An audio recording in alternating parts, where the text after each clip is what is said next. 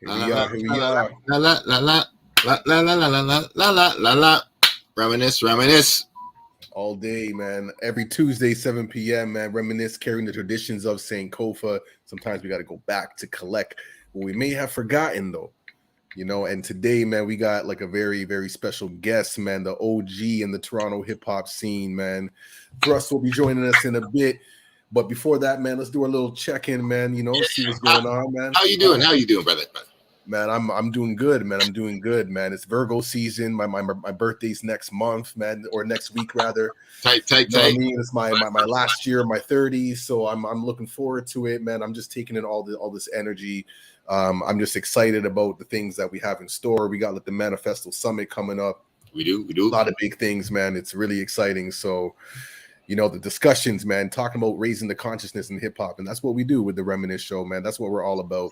So we're bringing the vibration, bringing the energy, and I'm excited for it, man. So all day, every day, yo. Vibes, man. Good vibes, man. That's tight to hear. That's tight to hear your progression. That's great. And yo, I'm feeling pretty good. Can't complain. My health is good. I went to the beach this weekend. Hey. Shout out. I had a friend from out of town come visit, and that was very nice. And then I had this weird thing where a whole bunch of people from out of town and many years ago in my life were all reaching out and calling, and it was just like, it's just this universal energy. Heard from I heard a shout out to TSD. Actually, there's I quickly shout out to my boy in Jamaica. A homie who used to rock with me at my open mic nights in 2005. He unfortunately didn't have his paperwork reinstated when he was going to Ryerson, so they just let this black brother just kicked him back out to Jamaica. So he was my friend, he was a dope hip-hop MC, and he just got back to me last week where yo, I got a new project, and he's just doing well in Jamaica right now. So I just want to shout out. That's peace, man. That's peace. Yeah, so big up to everybody, man. Big up to Vibe, and yes, man, big up Diane. Big thank you for the birthday shout out. Big up Righteous, man. You already know. Righteous. Oh man, we going to get into it, man. We got the OG here, man. Getting the history, man, the foundations, and Thrust has been someone who's been pretty consistent, man. Just his energy, giving back to the community, man. Looking to support other artists as well as his own craft and his own endeavors, and I believe he's turned 50, man, and dude doesn't even look closer. I feel like he's getting younger over the years, man. Just no doubt. So big up to him, man. I got to get his smoothie recipe, man, or whatever he's dealing with, man. So that's what's up, man. That's what's up. That's it. He's on that Nas shit. Nas said on the new King's disease too. He's like, yo, I'm standing next to rookies and they looking older than me. And yo, Nas on the album cover, he looks mad young, man. He looks like babyface Nas from 24, 25 QB era. But man, he's 49. I don't think Nas is 50 yet. Jay-Z's 50, but I think Nas is 48, 49. And looking healthy as hell, man. Shout out to all these brothers. Hope we all have long, prosperous, beautiful lives. That's it, man. That's it, man. So Thrust is coming through, but real quick, man. I want to hear what you have to say about that Drake album cover, because this Friday is going to be one of the biggest days of the year. Right, certified. It's going down. It's going certified lover boy, man. Toronto's very own, October's very own. Yeah. You mentioned it earlier, man. This troll culture. You know what I mean? That's happening. Kanye just dropped his album. I know they were kind of teasing each other with the release dates and whatnot. And Kanye did this thing, and then Drake comes out with his emoji, I guess alleged album cover. We'll see if it's official. Yeah, alleged album cover, and to kind of play with the trolling perspective. It's 12 emojis of women who are pregnant. So there's 12 of them. All different races and whatnot. And what I think is interesting, from a troll perspective. There's things that we could look at from a problematic standpoint, but from a troll perspective, the release date is September 3rd, which also adds up to Labor Day weekend. You know what I mean? Yeah. So there could be some kind of connection there. And I saw another post. Someone mentioned that the album is 9 months late. That's you know true. What I mean, from the original. So the original. Those from a troll perspective, getting a little bit of hype, getting people to talk about it or whatnot. I get it, but having an album cover with 12 pregnant emojis, you know, and I don't, it's like 12, so that's like one for every month. I mean, you know, there is some kind of like problematic like aspects to that, man. It's like, you know, certified lover boy. I mean, like, are we holding down our responsibilities or what? Like, what's really good, you know? But you know, like again, from a troll culture perspective, like hopefully that's not the actual album cover. Maybe there's something new in the works. I don't know. Who knows? That's the. I mean, I've seen a variety of fan covers. I've seen a couple. I saw this really ill cover that was the Nothing Was the Same album cover, but it was Drake in like a gray parka, and he was still looking to the left like that, but he had the heart haircut. And it was like, I was like, yo, that would be a sick album cover for CLB. So, and I've seen a couple like ill pictures, and I was like, yo, I think that would be dope. There was one with like the CLB and the Cupid scrolls like wrapped around Drake, and I was like, yo, that would be ill, and that would be dope. I really want to see. I mean, I'm a visual designer. I already out the gate, I think Drake is going to obliterate Kanye. I think so. Obliterate him. Yeah. I listened to Donda, and it was really underwhelming for me. Really, and I'm a fan of them. I know. I was about to say, like you champion him from a musical standpoint and whatnot, and for you to say that, it's like, oh, I'm like, yo, I can't front ups and downs, and I honestly think Donda might be Kanye's very worst album. It's so disappointing. I just finished it this morning. So I really believe, as far as music goes, I believe Drake only needs like 4 good songs to just destroy the whole 26 tracks of disappointing Donda. It's really disappointing to me. It's 26 songs? Really? It's a double album. Yeah, it's like the first, it's like 13 and 12 songs. It's something like that. It's 25 joints. And they almost all sound the same. It's just really, it's not that great. But I'm just saying, Drake musically, I think, would just smoke Kanye. But as far as the art goes, I'm like, yo, Drake, like, I want a piece of art that, looking back in 5 years, I don't want to be like, oh, remember that like silly album cover if it was just emojis? Yeah. And it's like it's probably going to be the biggest album of the year. So like, I at least want to.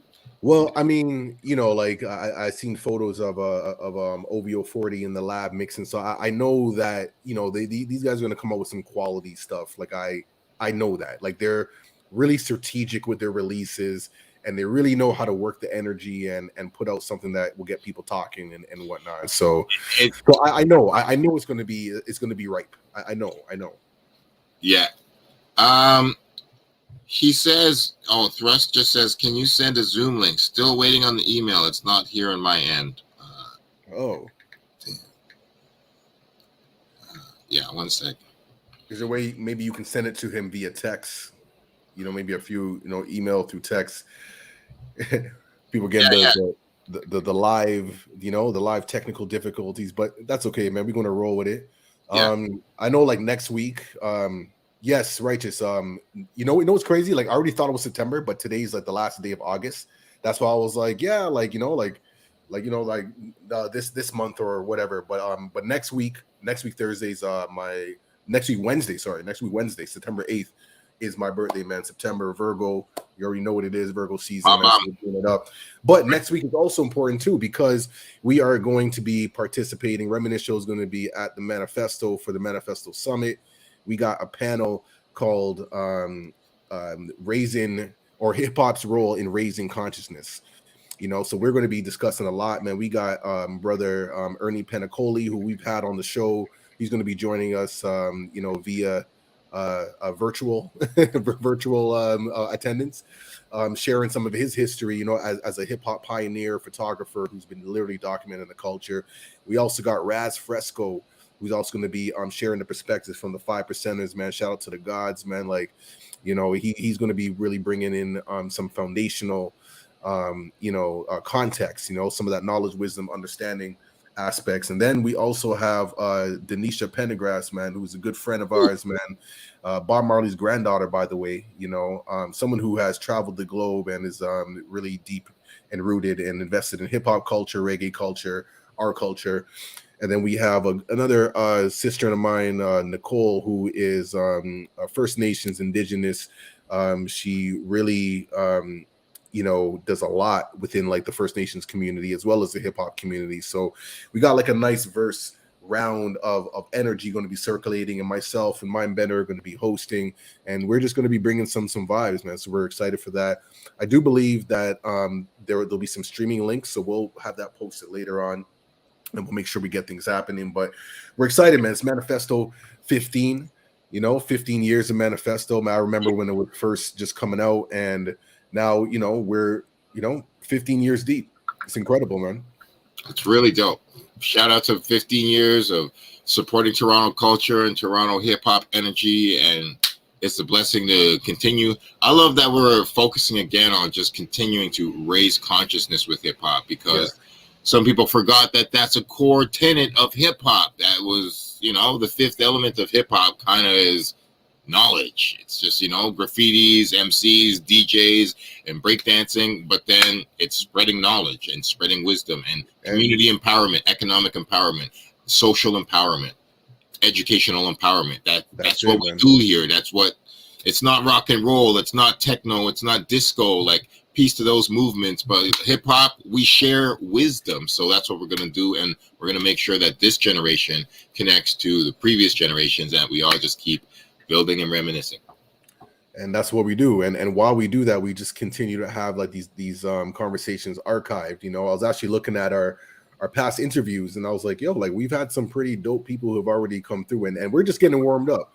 We're just getting started, yo. Like, I'm just gonna put it out there a little bit. Hip hop's 50th anniversary is 2023. So yeah, and like I'm really aiming to be. We're going to be really, really chugging hard in 2 years. Now, I want to be every single day linking up, reminiscing on some great things on hip hop history that we've done in the 50 years. I'm gonna put it out in the universe right now, man. That sounds like Reminisce Show, like conference right off the top. Like conference, dog. Like, come on. Right let's me and you do something massive for Toronto. And I want to put out something real big. Maybe me and you can go to New York and build with the hip hop museum out there. Because I know that a couple weeks ago they did a groundbreaking ceremony, and Fat Joe was there, and Nas was there, and a couple legends, and they were just building on the building, the literal building of the hip hop museum in the Bronx. So it's like, let's bring a little something, be like, y'all don't have enough Canadian hip hop in here. What up? We got a gift for you. That's it, man. That's it. And we have brother Ernie Penacoli. I'm sure there's other people that would love to build on us and connect. So that's what it is, man. But we got the OG in the cut, man. He's chilling in the virtual green room. So I'm gonna bring him in right now, man. No further ado, man. Like we gotta give our peoples the flowers. You know what I mean? While they're here with us, man, and appreciate all the legacy and the foundation that they have created. I didn't even know how deep the OG was. I had to do some research. I was just like, whoa. I was like, okay, I see you, fam. I see you, man. I'm bringing him in right now, man. The OG. Oh, yeah. The OG, now you see why the OG part makes sense, because if you reach, and that's nothing, and they don't even have most of that right, but we'll get into that. Thank you, brother. Trust. Yeah, come on. Yeah, it's so good to have you here, man. Oh, it was crazy. It was one of those days. Today's it's a square. It's a 4 today. So communication, running around, dates, time. You notice those days are always like, it's hard, but you just gotta just stay on it. So we got through. We're here. Yes. So we always start off by just asking, how you doing today, man? What's good, brother? How's life feeling? How's things flowing in your world? You know what? To be honest, man, sorry, I'm getting the jacket just came from my side. I'm just glad to be real healthy, real vibrant, real I'm happy. I'm in a really good place. Especially during these times. It's for me, it's been a blessing, man. So my family's doing really good. Y'all know I'm a father, so I have a 9-year-old. So my daughter, she's really good. She went through this whole thing. She's happy. She's invigorated. She's growing, right? And that's all you can ask for, really. And everything else, y'all know about the music. So we've been pounding hard over the last year. And So I think it's good, man. I'm having fun with my friends, which is the best, man. I'm doing people I love, which is always how I. Well, I want to say, man, you're looking great, looking healthy, man. I'm trying to figure out like what kind of smoothies you drinking, man. Like what's going on, bro? Like I feel like over the years, man, you've been looking younger, man. It's funny you say my best friend. It's over here, man. We in the kitchen. I don't know if you can see it. The bullet. I'll bring the phone up. I knew it. What? I knew it. What? You rocking them smoothies too? Yo, what? I knew I've been it. rocking it a long time. No, the thing was, the funny thing with me was, if I wasn't into music at such a young age, because I don't know if you know my lineage. My lineage, I got into music from 15. Right. Like I was touring so 15, at age 14, 15, that's like grade 9. So as soon as I got into grade 9 high school, I was on tour with Public Enemy. Wow. That's before I started. Yeah, man. Wow. And then I did Special Ed, and then I did Ice-T, and then that's how my career started. I went bang. I was that's how I got that name Thrust. I just kind of went the Thrust name. I had to change my name to kind of Yo, who gave you that name Thrust? Who gave me the name Supreme? Supreme from C Camp Power. You know who it is. Okay. DJ Supreme. Yeah, it was him. Well, actually, it came from Buffalo. Actually, really, I always love to catch up with them Griselda cast to wonder what happened. There's this crew called Cold City Crew from Buffalo, and they had a rapper. Ron Nelson used to bring them up from Monster Jams, and they used to perform. You look at some of the early Monster Jam flyers, you'll see it. My 80s crew know what I'm talking about because they used to come out and they had an ill DJ, 2 rappers, and one rapper's name was Thirst. But I used to always go, yo, that rapper Thrust is dope. That rapper Thrust is dope. And they used to always correct me, no, Thirst. And then my name was Precise. And then you remember Just Ice? Yeah. So he used to always say, my name is Just Ice. And when they put out Mash It Up, and then he goes, Just Ice, Precise. And he kept saying, I'm precise. I go, I got to change my name, right? And then that's how it kind of came. So my friend said, yo, you're not a person that really, you just kind of speak with your actions, right? And you should take that name Thrust. That's a good name. You keep calling that guy that name. And then that's how it kind of came. That's history. But it came from Buffalo, really. It was a Buffalo kind of thing, which is kind of cool if you think about it. Cross-border, which is a story of my life. You're so cross-border. You're another thing I love about you, because you got pure New York American hip-hop energy. And you're Canadian, and there's, I love what we got here in Canada, but there's a few people that really have that heart where it's like, you could walk through. I walked through LA and I rocked in LA, and they were like, yo, your rhyme style fits right in here. And I know that you could walk through New York and people are like, yo, your rhyme, your energy, you fit in here, you get it. And like, that's just part of who you are. And so, I mean, I did want to ask a little bit about those tours, because that's crazy. How did you get put on a Public Enemy tour? And was it a Canadian tour, American tour? And what did you see as you were a young man on tour with Public Enemy? Well, it's interesting you say that. Everything ties back to hip hop, but a lot of it ties back to your home and in the roots. So I was always an inquisitive mind. And I always have that mind to question things, and you can hear it in my writing and my music and my subject matter if you tune in and tap in.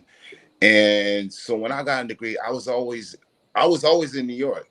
I was always in New York. That's one thing about me.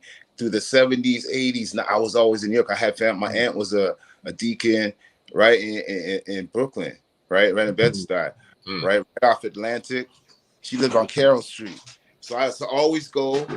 My mother was super religious too, church. I'm talking about like some Baptist church, 6 hours, man. But the good thing about it was I always had 4 trips in New York every year since I was a baby.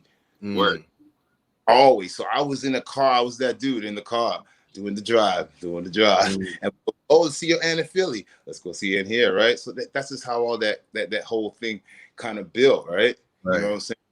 And then that in the tie led to the music, and then that's the whole. So the cross-border thing was really just by the time hip hop came. Like I saw the 70s too, like the blaxploitation era. I was in New York. So when people hear it's not fake, like I was always there. And then my mom worked for the government up here for the Heritage Branch in Toronto, and then her best friend, right? They went to college in England. So my cousin, we used to call him cousin, but you know, go Caribbean cousin, right? He was from Queens. He was my Queens, my North. So I had an aunt in Brooklyn I used to always go at, and my closest cousin from Queens, he'd come up. So I go to New York and spend a month in between them and my aunt in Brooklyn, right? And then he'd come up and spend a month with me. Okay. And then he go back to school, and we drive them back to school. And then I get Labor Day, and then I go back to school. So I've been doing that. I did that like every year, dude, since I was breathing air, man. No doubt. Wow. Don't know that about me. So when you hear all my New York stuff, like that's my tie. So it's part of me. So I seen it grow. I was there when Scott died. I was there. So I was always in the city, and I always came to New York at those critical times when all those things happen, right? And it's the time I was a teen, so I met hip hop just like everybody met hip hop in New York, in a sense, right? Mm-hmm. My cousin would send stuff because he was ahead, right? You get what I'm saying? You know, everyone knows their story when you get the music, right? Mm-hmm. So I was one of the ones. So even in Toronto, I was the one bringing records back. I brought Do the James back by Casanova Rubber Super League. I brought Audio 2 back. Me and X brought back the first Tribe record for everybody to hear. Wow. What? We brought it, gave it to play it. You see what I'm saying? It was us on these trips. And K-Force was the same. All those names, you know, that was foundation in the 80s, we all had that in common. And we'd see each other in the summer down there. It would be so cool, man. Toronto cats, so we come back, yeah. You go, yeah. So that's how hip-hop actually came to Toronto. People don't understand that. That's how it came to Toronto. Two cats like me, but it was a group of us, right? And we just kept bringing the authentic back, the authentic back, the authentic back. Mm-hmm. But through that, I saw the Israelites, I saw the knowledge, and then through that, to your question, is I got right to doing shows of the tour. I tied together. I was in New York, so I seen all the knowledge, and I was into 5%. I know about 5%.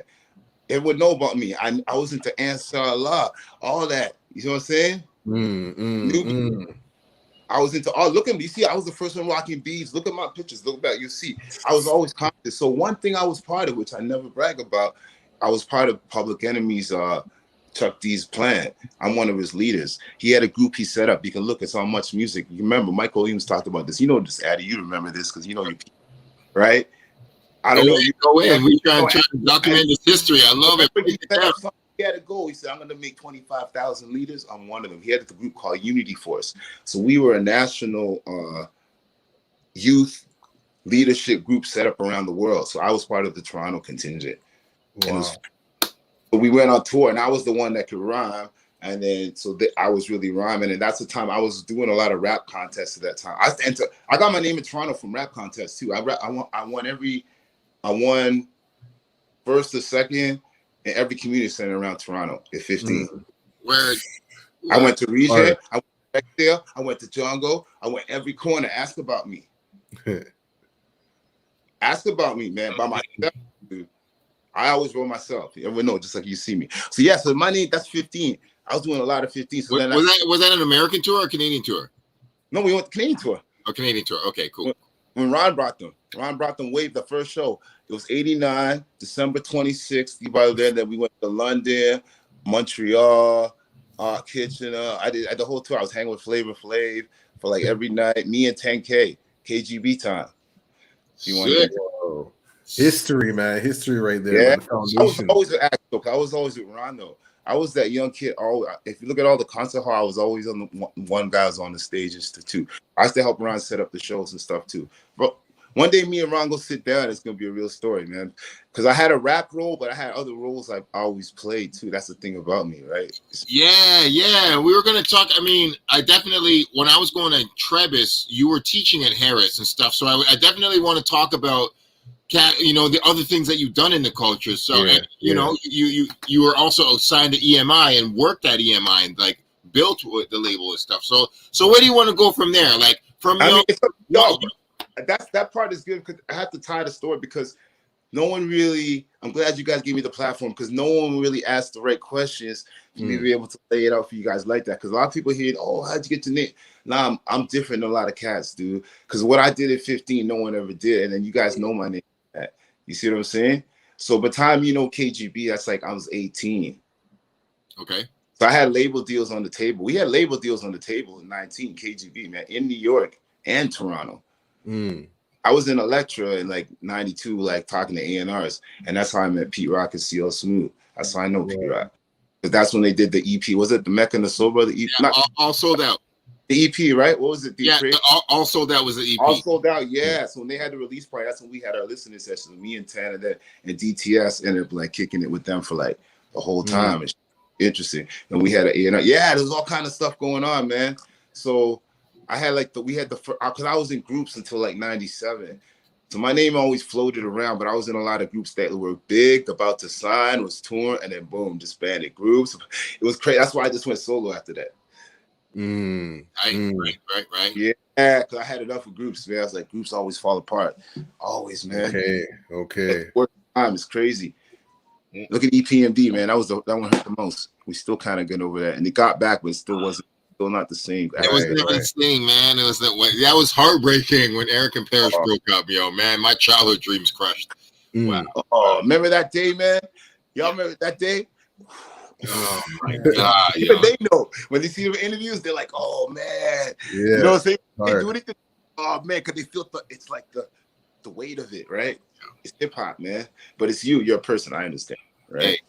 Yo, so we got Righteous in the cut, and Righteous is one of the OG heads, man. You probably do remember him, but he says for me to say, ask him about MC Wiggles and the Little Rascals, Butch Lee, and Slicky D. Yo, the funniest thing that I was just talking to my man Don Carlito, Be Cool. Oh, you talking Be Cool? Oh, you still talk to him? Yo! I think it's his niece. I gave her Rickshaw's number for some music mentor. That is so ironic. And Wiggles is my cousin, and Flemington Park is you got to talk about Flemington Park, period. Because if you're gonna talk about like Toronto, you can't jump over Flemington Park, because Flemington Park is the most hip hop is ever I ever see. It was no, and I was in New York, and it was no difference. Even Biz Markie went up to Flemo to do a sound check, and he ended up spending like the whole afternoon out there. Center, just throwing with the ball. Woo, man. Woo. Yo, this is that real history that people need to capture about. Well, you know, that's real. From Flemo, but if I was from any area, come downtown, it would probably be Flemo, because I get on with everybody from Flemo. So I have a title like to this day, and we always check in with each other. And it's one of the things I was just with Carl this week. I was like, yo, blah blah blah blah, right? And King Roger, big up King.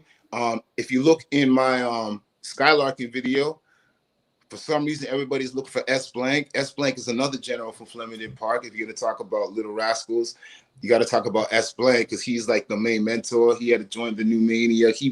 He's the rapper's rapper. He just made the lane for everybody. Maestro, me, everybody has to give S Blank salute. And then he said Little Rascals. Little Rascals is the first, like before Wu-Tang, there was Little Rascals. Okay. Little Rascals was like these kids from like from 14 to like 18, like 6 of them. Like the 80s was crazy, dude. You know how much rap music was in Toronto in the 80s, dude? Yeah, man. Let us know, man. Let us know. Yo, and it was serious, dude. You had to have your routine, right? And no doubt. You had to have a dance routine. Toronto was so hip hop, like just like New York was hip hop, dude. And I was in New York. Like we really, people really don't understand. The culture was so alive and kicking. And the females, it's like you couldn't even talk to girls if you didn't know the songs, man. I think you gotta know. You gotta know it. You don't know, you better know the dance, you better have the gear. We had everything, right? So yeah, man, Rascals. Who else from Flemo? Big up Shadow. My number one mentor actually in music, one of them, I had 3 of them. Rumble. Talk about your mentors. I had a question about mentors, so talk about them. Howard Hughes from Flemo. Howard Hughes, Howard T, Chic Dynasty, original producer for Mishi Me, On This Mic, everything, the original In the Crates, Tired About Breakbeats. Flemington, man. Flemo City. Oh my goodness, man. What's up, man? Up there. Woo, in the summer, every summer there was one big in the arena, man. Woo. So it's like the original rave, like a hip hop rave, though. But man, you better have your pads together, man. You better have your act right on. That's right, man. Oh my! Can't let anybody in. But yo, I see Righteous coming in. He's saying that thrust you know him as lyrical force. He said that he used to live on the same street as Be Cool. Yeah. Yes. Okay. Lyrical force is in the cut. Yes. You got that in the building, man. This is so awesome, man. That's so funny, the irony of stuff. See how the universe works, though? But that's the one thing I keep in touch with all my peoples, man. I try as much as I can. Like, we have so much history, and we gotta. So, yo, you answer the question about the business teachers. I was going to ask about your mentors, but there's one interesting thing I want to get into, and I've never really talked to you about this, but I remember this moment in history, and I was like, yo, this is a crazy fucking moment. So, September 11th, 2001. A few albums came out on that day. Everyone talks about Jay-Z, The Blueprint, because that album came out that day. But The Chosen Are Few, your album also came out on September 11th, 2001. And I was like, yo, man, I've never really talked to you about that because I just wanted to be like, what was your experience that day? And like, what was it like? Like, take us back to that time, because we were all like, yo, so only a few cats had major label albums, and like a couple years earlier, Choclair had his, Cardi got his. So then you had your moment in 2001. I was like, yo, Thrust major label, but it's like, yo, one of the worst days in history. So what was that like for you? That was the craziest thing, because in the moment it felt like the worst thing that could ever happen, but it was the best blessing, and I wouldn't change a thing. Talk about that, yo. Let's go. Number one, I wouldn't be here looking like this, everything doing this interview with you guys right now like this. I guarantee you that. Because the pace we were at, because what people don't understand is what we were doing before that moment. Do you know what we were doing before that moment? No, did you know we were on tour? Did you know what people don't know is like it was like back to back to back to back. Like I was in the States touring for like 7 months. That's y'all didn't see me, man. Right, I was with Beyonce every day for 7 months, dude. Yeah. And when I did that Soul Decision, so I was gone. I went to the States, I was gone. We were top 10, and I went top 10 on TRL. Went to like number 7, dude. MTV, man. Like I was gone. I'm the first rapper in Billboard. Go look at the facts. It's not Drake, it's me, dude. People jumped over. Look, it's facts. Tell your story. Tell your story. It's good. There's a lot of stuff people jump because it wasn't hip at the time. People didn't see it at the time. Even that trend of doing. Okay, how do you think Justin Timberlake put T.I. on his track? Who do you think he watched for 6-7 months rapping with the band and a pop doing some switching it up when I was touring? I toured. He was side to side. He was in my room talking. I know Justin. That's cool. Come on, man. So I want to know. So all that stuff, we were moving like that. And then after that time, before 9/11, this is what we did. I did that. Then I went across Canada, YTV tour. Then I came back from that. There was a time you guys didn't see me for a minute, man. Where did Thrust? I haven't seen Thrust for a while in Toronto. It was kind of weird. Flew in, did Much Music Awards, flew right back out. Boom, gone. Came back, and then me and Shocks and Baby Blue did the Frosh Week tour. Right. We went from that was the first time that rappers ever got a tour bus. I got to tell this story. Me, Baby Blue, and Choclair had a tour bus, a Prevo. I mean, an EPMD, big bus, real bus, dude. And we had 5,000, 3,000, 6,000 people at every show. And we went from Halifax all the way down. Wow. Southern Ontario. Yeah, everyone home. No one was watching this, dude. We did. And every show, we had thousands outside, dude. I went from that. And then it was supposed to be our release. I woke up and had to cancel my release, probably cancel everything. We came back for 2 days, and then that's the 9/11. Oh, the fall, dude. It was like it was bigger than everyone ever saw, right?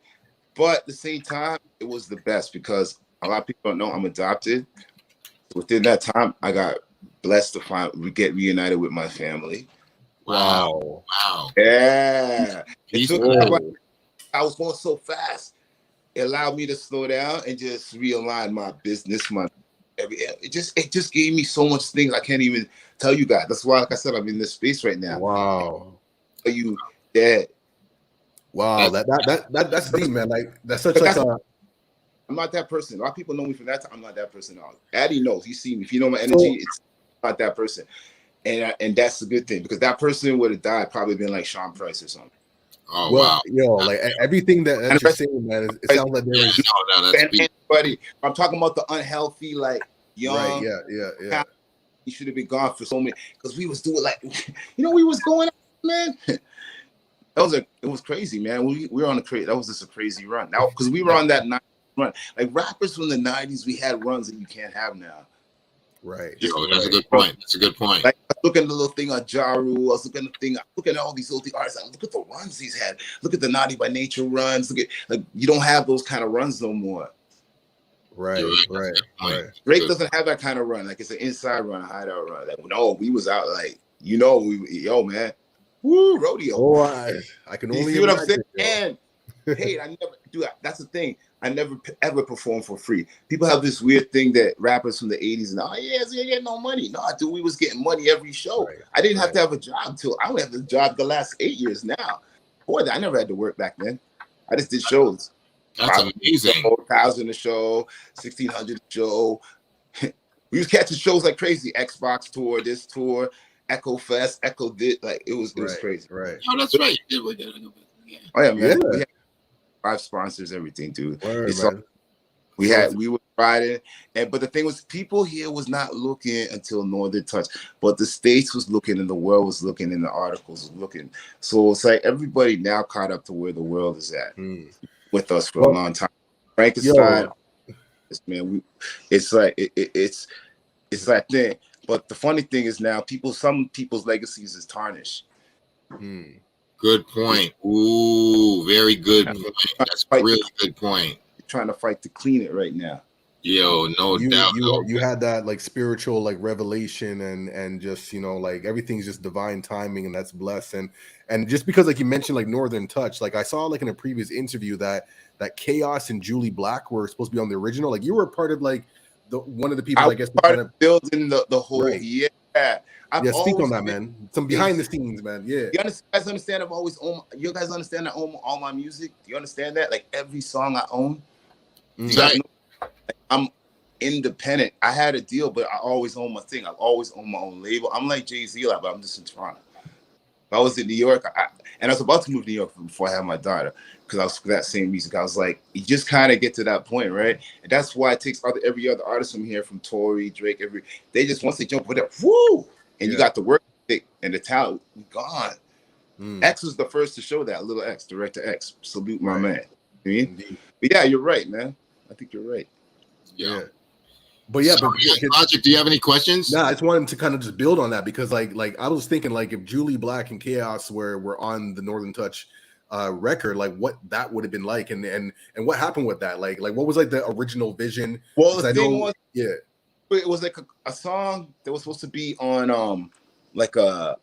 Remember Master T? I don't even know if it was Master T 80s time, but the big up salute Master T. That's another person that doesn't get saluted the most, man. That guy pioneered this on a whole other level. Everybody, artists know, but it's got to be mentioned. But yeah, what we saying again? We're talking about the Northern Touch and how like Julie Black and Chaos were. Yeah. So basically, it was just a thing over the phone, trying to figure out the length of the song, whatever. And by the time we got to the studio, me and Shox got to the studio, right? The Rascalz did their part in Vancouver, and then they sent the reel over here. It was like 2 intros. So we didn't even hear the Rascalz part. We just knew we had the beat, and me and Shox like, okay, let's go do our little thing. So when we tried to call Julie, and it was just one of those things, you try to reach out on the phone and try and get them, we couldn't get them. Wow. And we're supposed to get, and we're like, well, what? Well, we're like, oh, well, Cardi will get back right away. Boom, boom, boom. It just makes sense. Call them, and that's why Cardi's voice sounds different. Because I remember he had he had allergies at that time, crazy allergies. So his voice was very. It's almost like you see Redman. You got like it's just run. You read those just Redman, crazy allergies, and he came in, boom, boom, boom, sussed it out, and then after that we heard the Rascalz part. But I was part of like the arrangement, chopping it. I didn't want the song to be long, so I was like, we're like, yo, we got to figure it out. Like the fit and Red can't rhyme like an 8 and an 8. They got to weave. I think that's the magic of the song.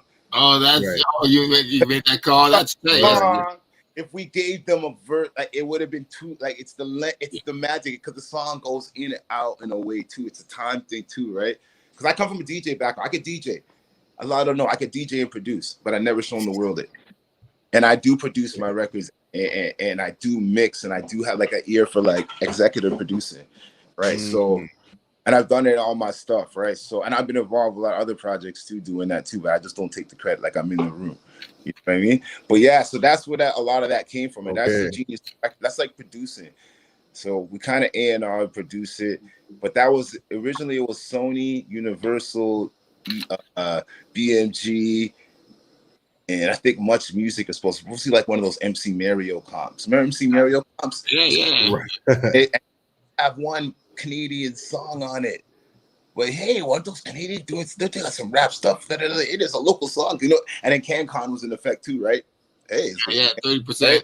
Right. CanCon, always CanCon in Canada, you know, CanCon.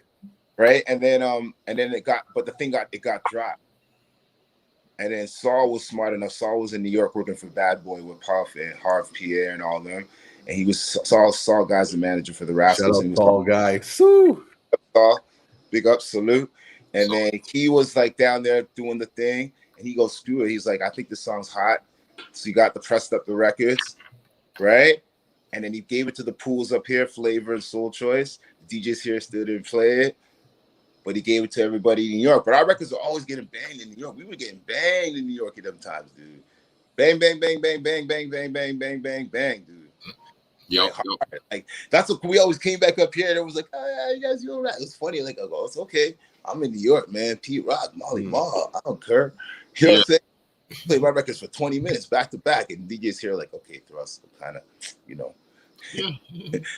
But it's okay when you go to New York and you hear that, you come home. It's like it's cool. It's like so you almost feel like the basketball players when they come back in Canada and want to play for them. I understand what you basketball players feel like. Yo, you want to go play for us in the Olympics now? Oh, now you know my name. Where's my ass? Where's my stuff, man? Like, hey, man, I've been out here. Well, dude from Montreal should be everywhere. What's his name? There's all kind of ball players should be everywhere. I don't want to get into that. But you know what it is? People don't understand. No matter what all the accolades we got, I'm still a brother just like you, man. And I'm more vulnerable because I've actually done stuff. Right. I've actually made achievements and I'm strong and I don't bend and I have a voice and you see how I speak. Yep. So you know what happens with that, man? Come on, speak on it. But when they come, boom. But then I created my own outlet, so you can't stop me. Yo, no doubt, man. And I really want. I'm glad you brought that up a bit, but I want to extend the question a little more, man. Because you and me, like heads like us, all three of us, rhyme, do community action, help production, do video stuff. Where 5 or 6 different Kangos. So, there's like you've done a little. I heard that you did a little thing on the Kids in the Hall back in the day. Various things you've done. Man. Yeah. So. Yeah. I just wanted to say, if you weren't Thrust the MC and you were like, was there another element in the culture that you wanted to do or that you were possibly could have done if you weren't an MC? What would your path might have been? I probably would have been a DJ. DJ, all right. Okay. I can produce, like, I can bang produce. But I'm about to fire that back up, so y'all beware. Word up. And I do produce, like, even on my every record I do, I produce it. Like, Addy know what I'm talking about, man. Better, you know what I'm saying? Because, you know, certain things is going on. Like, I'm always like that, but I just know I have only so much energy. Like, one thing you learn in life, you only have so much energy a day to give after a certain, if you have a little bit of wisdom, no matter what it is, right? And another thing I learned from training and stuff is that I'm going to give 100%, but every day my 100% is going to be different. Like that level of 100%. You see what I'm saying? Because I might wake up and be really tired because I work till 2 a.m.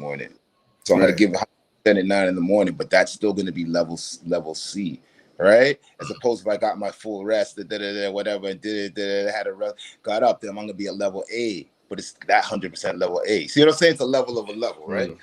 So I learned that. So I'm one of those, honestly, I'm really learned over time. I'm really gifted. Like I can do a lot of things, man. I'm one of those people, man. I could do. You heard me in I'll give you an example. You hear Skylarking when I'm doing the dance hall on there, the reggae on there, right?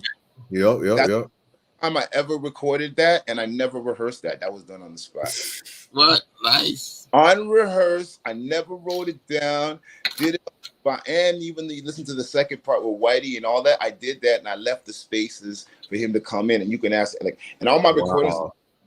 My recordings are all one takes. straight through everything. Come on, man. Come on. At least all my whole career. Ask. Yeah. Chosen Ones. The album's called The Chosen Ones. That album was done in 1 hour. Everything was one take, and I just heard the beat was right there. Wait. I'm like, hold on. You recorded. I'm one of those like a Biggie or Jay-Z when you hear me, but people around me see me don't, and people recorded me. It gets intimidating. Even Northern Touch, that was done in 2 seconds, and I never wrote that down. There's nothing up there. I never wrote that verse. A lot of my verses, and I can write as well as I can go off the top. Like, but the things you can't do everything. You know what I'm saying? So I'm smart enough to know. And if you do want to do all those things, you got to establish your name big enough in one lane, and then you can start to divert. But I know my better go into the community, like Addie said, go to other stuff. So I don't have to, you know what I mean? I don't have to be that, man. I just know I'm the best at carving up what I do and what I present. So I'm just stay here. That's why I'm still rhyming. You know what I'm saying? Because no one can rhyme like me. And then my subject matter, I'm sorry. You might be able to rhyme, but you ain't saying what I'm saying. You ain't saying what I'm saying. A lot of people rhyme, they rhyme good, but they ain't saying what are you saying, man? Right. What are you saying? Indeed. First, do you have a voice to say it, to draw people in? And then second, do you have the cadence to assert something in your delivery? And then, what are you saying? Good point. What you mean, that's real. Well, if you're rhyming to me, if you're doing hip hop, like that's what it is to me. And everyone else has a rendition of it, right? And that's why I think some other stuff gets repetitive and there's another lane for it, and that's fine. But I'm talking to the nitty gritty down to that's why I never been a battle rhymer either, because after that gets repetitive too. Yeah, man. Well, I just want to kind of continue. I'm sorry. Were you going to do the video? Yes, because he's talking about, like, you know, going off the top and freestyle. And I actually want to play this super legendary throwback, man. Like, let me just put this in real quick, man.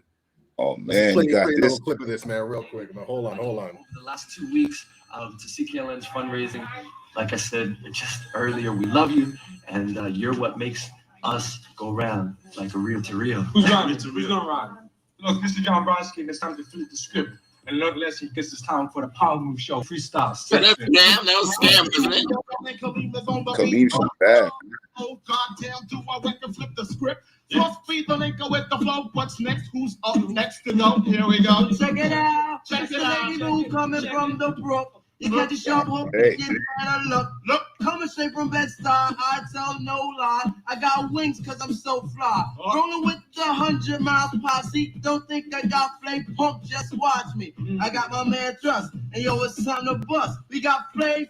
Baby, trust. Coming straight from the B-E to the Z-E antenna. Kick a mad grammar on your slammer. Where's that jibber, jammer? I got it. Save it, give you more than savor. You know we got the place F-L-A-V-O-R. Flavor is how it's spelled. We step up in the stage and they all screaming, yeah, baby. Yo, that was that day. Yeah, yo, that was the day. That was those were our Saturdays, man. Our Saturdays down at CKLN, Big Up Ryerson. They tried to kill hip hop when they took that station out there. I was like, oh my God. That was a blow. That was a blow too, man. That was like 9/11 too. That was our Toronto's 9/11. Boom. What? No 88. No, what? Remember that? Oh my gosh. Yeah. You'll never recover from that. The heart of soul, man. Saturdays in Toronto and Saturday afternoon from 1 to 4 felt so wrong when we couldn't just turn on 88.1 and just feel like what everybody was doing. Well, you know what it was? Because it was part of a nucleus. It was 1 to 4. Right. Mastermind. And you had the break, right? And then and then 7, right? Then you ate. And then you have Master Plan from 9/11. You see what I'm saying? And it was just the whole day. It was a vibe. The whole day, man. I was at concert. Then the best was when the concert was in the mix of the. Yeah, for real. And then at night you go to a show, you're like, all day hip hop. What you wear? What you gonna do, man? It's Saturday, man. Toronto, dude. That's what I said. I have a couple questions. Go ahead. A couple questions to follow. Before we get into like the significance of college radio, I want to talk about like Mos Def just being in the spot right there. Like, are we not going to talk about that, man? Like Mos Def just chilling, picking you up. For me, the funny thing about that is the scary thing about that is, you know why he knew my name so well? Do you know how long he was here, man? You know, he mentioned 100 miles. That wasn't a promo like I'm just here for a second. Yo, I wish I had Gary from 100 Miles on here right now. Most was in Toronto for like 6 months. I was with Most Def every day for like forever. That was just when the camera was there. Wow. You know what I'm saying? Like he was in Toronto, hanging with 100 Miles. Pharaoh was up here. UMCs was up here. That's when two black guys, 100 Miles there. Those like artists like that. Those guys came up and stayed. There was a time when they was like he was here, but he wasn't fully Most Def. He was just transitioning to Most Def. That's when he was acting. If you look at Different World, he was doing all those stints. Okay. Yeah, he was in Thermodynamics. And then he went back to New York, and it was like it was almost like as soon as he went back to New York from Toronto, that's when it was like boom, Most Def. But I saw him later. I've seen him in New York. Was after boom. I saw him at Echo Fest. When he came back it's like I had this thing with Mo. Yeah, it's dope. We have a history, but yeah, he was here for a long time, man. That's long, man. So like, once you build on the significance of like college radio, I know you kind of touched on it, man, but like I was like the nucleus and all that, but like at that particular time, like the role and the significance of that. Well, college radio is the same worldwide for hip hop. It's the most integral part of it. Always was. All the big shows, you look at New York, Stretch Armstrong, you know what I'm saying? Like, look at all the shows. You see, they're always the college shows were the ones. Well, later on, like it was interesting actually to think about it, because New York had a different history. Because you had like the Red Alert, BLS, right? You could claim that, but those shows were like big shows, but the amount of time they had, 2 hours, 3 hours. You know what I mean? It was like the amount of music. But if you look at like a Stretch and Barbados show, they had like 6 hours, I think. Their show was from 11 to like 5 in the morning, dude. And they only talk like 3 times. I saw all the tapes, man. I was there all summer. I bring back the tapes, me and Insane and everybody. Oh my God, back. Big up Musically Insane, Real Frequency. You know what I mean? Blueprint Records. Everything. Big up Samantha, as I say Blueprint. But yeah, so it's like, yeah, man. So you go down, you'd have to bring like, that's tape there. You have to bring like 3 tapes, and that's one show. Word. And everybody would bring the cast. So we had the same thing here. But ours was stronger. Toronto, because people, they weren't even trying to hear nothing black, urban, whatever, until even that kind of heard. Because even as you listen to most conditions, the home of hip hop, but I never heard no hip hop on there. So mad. Local radio. Let me start talking about local radio. That's a whole other thing. Local radio is a mess, dude. Yeah. So wrong, man. It's just wrong. It's greedy and it's wrong, man. But I ain't going. I know what radio's supposed to sound like. I've been international travel, and I come back here like, what are you guys doing, man? Good point. Right? Point. But here, college radio, 80s, 90s, Ron Nelson, that's the foundation, right? So Ron came from college, 88.1. Look at Master Plan. Right, 89.5, CHRY 105.5 and that gave birth to how many DJs that are still playing the game right now, right? This, that, and then the artists can come down. College radio is dope, but the art is made for the community. The artists can come down and get something played if it's a certain level of quality. You learn about production. It's just so many things, right? That led to video, film, dance. Like so many things came from college radio, and every city that I've been to, and even the major seminars, like if you look in the States, there's the Gavin and all those seminars used to have. Those are the real. How Can I Be Down? How Can I Be Down was like the big flash, right? But if you wanted to get really meet the DJs and do all the stuff, you had to go to like the college one, like I said, like the Gavin. I went to the Gavin. Gavin was crazy, man. That's tight. But it's all DJs and radio dudes and college guys. It's the college one. That was the college one. And the urban cats. They had the urban cats from all over America, like. Because remember, these guys are passionate. Remember, they don't get paid, man. So if you're not getting paid, you're doing quality radio. You're down to that's doing it for the love. Doing it for the love. Yeah. Yeah. We were all just doing it as community because we were musicians, we were communicators, and we were artists building like, yo, we ain't doing this because we have some corporate check pushing us. This is who we are as a culture. I'm so with you there, man. Hip hop is a culture, though. That's the thing. It's not rock and roll. It's not thing. It's a culture. It is people. And that's the thing. We're not talking about other stuff. Yo, we're not talking about other stuff, man. Yo, I'm with you. Interpreted. So for us, it's even more important because that's the dude, man. So, yo, We don't have forever, but this has been amazing. And there's I got one question. I can get some more light. It's getting dark. Give me some. Because I noticed the sunset had the natural light. Now it's going. Give me 1 second. You guys give me 1 second. No, man, we getting some history right here, man. Getting some gems, man. We gotta get light, right? Come we gotta have light on you while you shine light on us, man. Yeah. Hey. So I got one question before I bring up your latest video that we made together. But so you've been a part of many crew tracks, and I'm just gonna name a couple. Obviously, there's Northern Touch for people who don't know, but you were also on Pass the Champagne with Maestro, and you were also on the League of Legends with my man Danielle and the crew. So you've been a part of a bunch of, some people only know Northern Touch, but I'm like, I know Thrust from various magic moments in crew track Canadian history. Yes. So I wanted to talk about, we don't have crew tracks the way we used to back in the day, and just mad people on the same cut, community connection, and also a little competition. But so I'm not really talking about crew tracks, but I'm just asking, what traditions from the 90s or 80s or even 70s musically do you wish would come back that don't really exist in this generation of music? Like things that you loved in the culture. But I mean, we already talked on the radio show, but what's something else? Dancing, like not breakdancing, but like dancing to hip hop. Like I could dance. When people say, "Wow, you could move," like dancing, man.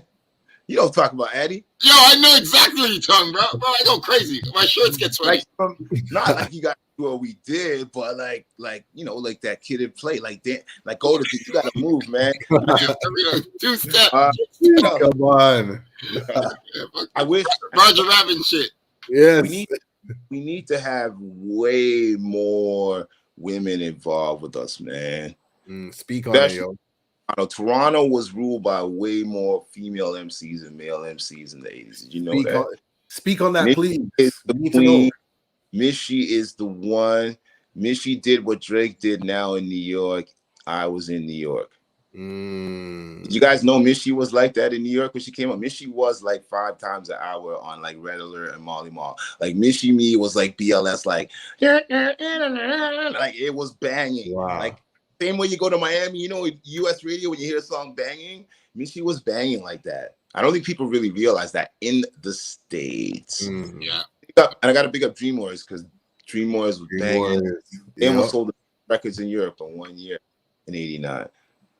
So, and I also wish that people would just bring the last thing that was missing. Like where's the hip hop in Toronto? Where is the energy? Where is it? Because it's gone. It's gone. It's gone. Gone, dude. I had 1 year records that every US top DJ, I don't need to say no name, been playing international. Look on my IG, you see all kind of stuff. And how come I can't go to nobody from my city? That's how, man. Like, what happened, man? I feel like Kerosene came to Toronto. I remember Kerosene at one point goes, "What happened here?" Yo, I was like, that's real. It's there. Dude, that is real. I do not feel a pulse of hip hop in Toronto. I feel everything else. I don't feel hip hop in Toronto. I used to feel hip hop, and you know what? Hip hop is a spirit. The spirit. So that needs to be resurrected. Still lives, it can come, but it needs to be resurrected. And that's what I miss because it's not there, and it's a shame. It's in Montreal, it's in Winnipeg, it's in Vancouver. Well, it's in Calgary, it's in Edmonton, it's all over. But Toronto, no. It's not in public. The love ain't there. It ain't out there like that. And it's a mess, man. And I don't know why. I don't know what it is, but hey, man, it's not on me. Like I said, my first group was called World Domination at age 15, dude. And I live in Toronto. But I don't live for Toronto. I live for what's in here, and I got to get that out to the world. Like you mentioned something about the spirit. Like before we get into the video, you're right. Like the energy in Toronto has definitely changed. Like like the hip hop has evolved, and the spirit these days are dark. You know what I mean? Like when I look at like the violence in the community, everything that's happening. Because the DJs that play hip hop and they want to play trap. Trap is not hip hop. And I'm not dissing trap. Nothing, you never hear me ever diss nothing. But it's not hip hop. So where's hip hop? Who's playing hip hop, dude? Who's riding for us, man? And So when you say don't come back over to me now when it's starting to depend on Griselda, this, that. The pendulum, you see it's coming. When the baby is coming back, you gotta start rhyming again. The other don't come back to me. I told him before, don't come back to me, dude. And I'm not playing. When you say, no, this is like 5, 6 years or 7 years of repping this hard, boom, boom, boom, boom, boom, boom. You get in love from premiere to everybody, boom, boom, play, boom. And these guys can't play that, man. They can't even nothing. Yeah, good point. I'm bitter, dude. I've been bitter because I had this attitude about Toronto when I was 15. That's why I look like this right now.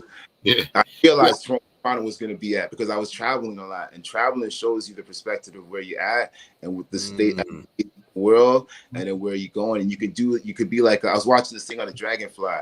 You know what, dragonflies are the illest insects ever? They have like a 99% kill rate, dude. And they said when they were dragonflies, when they attack their prey, they use trajectory. So some things they fly right to where the thing is at. That's not how they work. The way their eyes work, they can see like 360. So they just know where you're gonna go, and they beat, and they're so fast they get you there, and then they kill you right there. That's a sick metaphor, yo. That's how I think, and I seen it in Toronto. Toronto will kill your career if you're not smart, dude. Yeah, you're right. Okay, so before we go into that, thank you for dropping those life jewels. People pay attention to the wisdom and thrust words. Yo, that's real. I just want to quickly ask this last thing because Righteous is real and he's a super head. And he says, ask Thrust if he remembers Caliban. So I don't.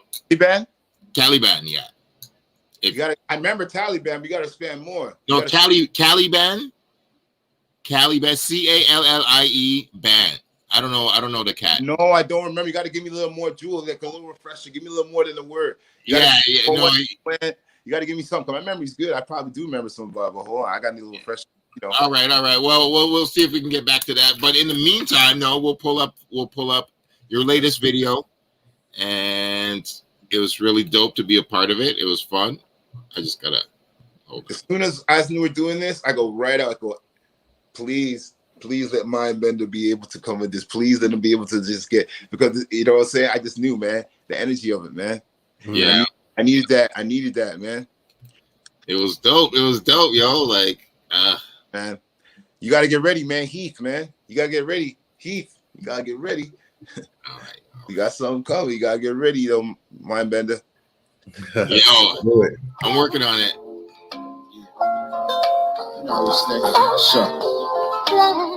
So we'll just play like half of it. All right, cool. All right. Thrust OG. Know what to do? Sure. Type A every day. Sure. That's right. Cause gotta stay fly. Yeah, gotta stay dip. Yeah, looking at myself. Yeah, I know the reason why. Gotta stay fly.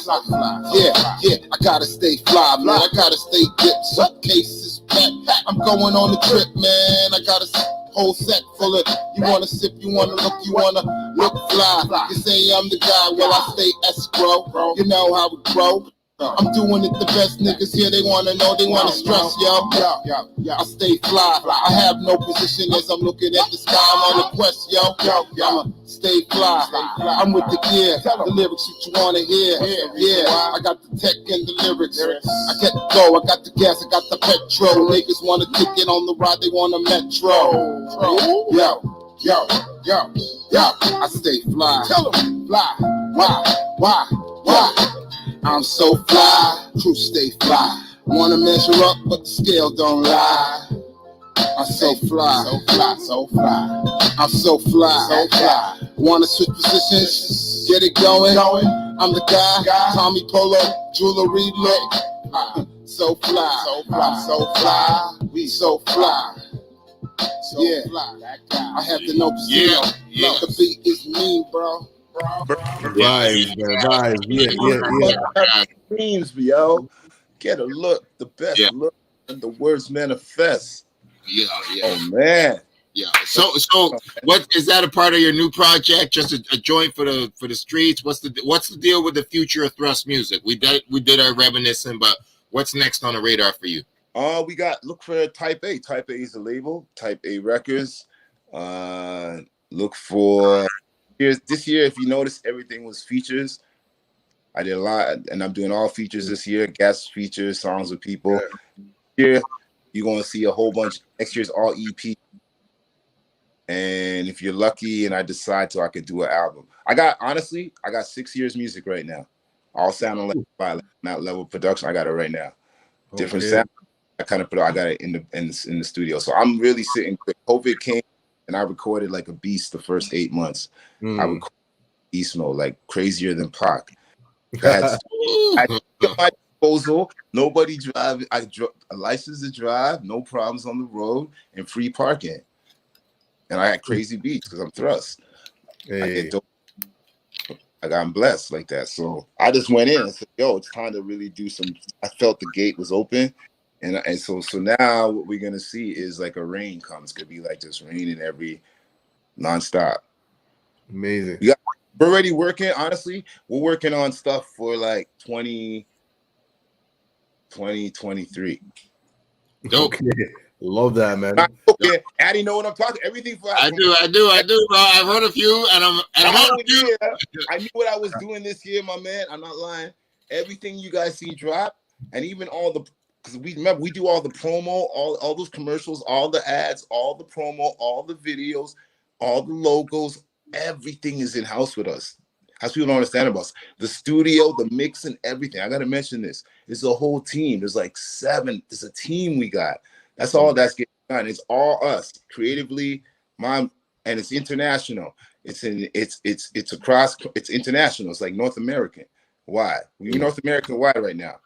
So New York. I'm in LA. I'm man. That's all those videos you seen. Like all the videos we did were cross-border videos. No music industry. The Fleet one. That's between Toronto and New York City and like Philadelphia. No Limit, The Fly, he's in Philadelphia. I haven't done anything local like in a year, other than with our own circle. International, man. I'm working with US artists. I'm got my man Danku right now. He's Tiamo. He got an EP out with Crazy Everybody on that. So yeah, that's my whole aim right now. I'm just going because I'm going where hip hop is. Hip hop's in New York and in the UK and Brazil and stuff like that. That's where I'm going. I'm not here. Hey man, well, been here for a long time, man. Buddy. Well, we appreciate you for like repping, like, you know, the culture. When I say I'm not here, I'm talking about feeding the music. I'm here for the people. No, of course. Yeah. That's different, right? Because, like we started, like I always help young aspiring artists. That's different. But grown men over 20 trying to do it. No, you're your own man. Stop being lazy. Get up, go do your thing, get your stuff together, whatever. I still got to work as hard as every other artist, if not harder. So I got to prove. I've been proving myself. Look on, I still got to overprove myself. So I'm complaining and doing it, and I'm putting myself out there to be constantly scrutinized, whatever. I have no problem doing it. So a lot of people are scared to put themselves there and be like that. Well, like you're like an inspiration, man. Like you carry that spirit of hip hop, and that doesn't die, man. It keeps fueling and you know, evolving, and you've been, you know, a true testament to that, man. So I'm inspired by like your work ethic and your, you know, commitment, your authenticity to the culture, man. So big up to you, you know what I mean, from time, yo. Well, we are giving mans like Thrust his flowers right now, man. Love to you for everything you've done for Toronto history and hip-hop history around the world. Thank you, man. Like I said, you see me, but there's stronger people around me to make me the man I am in front of you. So I want to say blessings to all those people that you may know are unseen spirits here alive. But they make it all, it's a blessing, man. And that's the thing. I know I've always known it's a blessing, and I just always be grateful, man, because the thing is, doors are always open for you. Doors are always open for you, man. But when you're not, they're gonna start and when they close after a while, that's it. You can't go back after a while. So that's the thing I realized over time. So thank you guys. Thank you. Thank you. Like this. Yeah. Like my shows, your mind better. We talked about it. We stepped up. It happened. Love it. We did it. We did it, man. Another gem in the bag. Had to, man. Yo, we only talk to legends on here. We talk to historians. So I'm like, we need to talk to Thrust. It was just inevitable. So thank you very much, brethren. Like, it's just, you know the deal, man. Yo, I got you. Thanks for being real hip hop. And like I said, man, and to everyone else in Toronto, I didn't get a chance to get into I got to talk about the other area. I get a chance to even talk about all the other areas and everything. It's so much more. There's so much more. We'll get you on again, man. But Flemo came in just because it was just like, boom, right on tap, and it just made sense. So, but Flemo got to get their flowers, man, because because, you know, Finch was there. They had the contributions, but there was a lot of reggae and dancehall. Weston had a lot of reggae. But Flemo, man, Flemo was all hip hop. Everyone under 30 was a b-boy or a b-girl, dude, and dressed out. Come on, thing. Oh my gosh, I get so excited. Rope chains, Fila, Adidas, velours. Come you know on. what I'm saying? Laces, shoes. It's like the Harlem of Toronto, yo. Like, it didn't look like Harlem. It was like the Bronx. It was like the Bronx. Okay. It looked like, if you look at, because Flemo kind of has that Bronx feel, doesn't it? Because Harlem's like a little uptown, a little classier. That's like what they did. There's a different vibe to it, but the energy of Flemo was more like, if it had it, because of the open space, it's more like the Bronx. The Bronx is the birth of hip hop. Right. Like there you go. The Bronx is raw, man, and it's kind of the open end. Like 4th of July in the Bronx, you hear those guys letting out shots in the field, and you can't do nothing. You don't know what's coming. Right. My aunt's born 2 blocks from rest in peace. My aunt, 3 blocks away from the birth of hip hop. How cool is that? Wow, that's amazing. That's amazing, yo. We were just talking about cool work right before you got on. Yo, everything online, Thrust Music, it's easy. You want it's all there, man. It's all online. Thank you, OG. Man. Thank you so much. We will talk again off the camera and on the camera. Thank you for telling your history. Man. And yo, please. And it don't stop and it don't quit. Don't stop being Thrust, man. Oh, you know what we're doing, man. Yeah, and that's what this is, man. You know, Saint Kofa, carrying on the traditions of Saint Kofa, man. Sometimes we got to go back to collect what we may have forgotten, man. And that's how we bring it 360, man. So I'm like this. I'm not gonna say nothing like this. I'm gonna say this. Just y'all gonna remember this, man. Welcome to the true North. Yes, respect. We're gonna leave y'all like that. All right, love to you, Thrust. All right, peace, man. Reminisce Show. All right. Reminisce Show.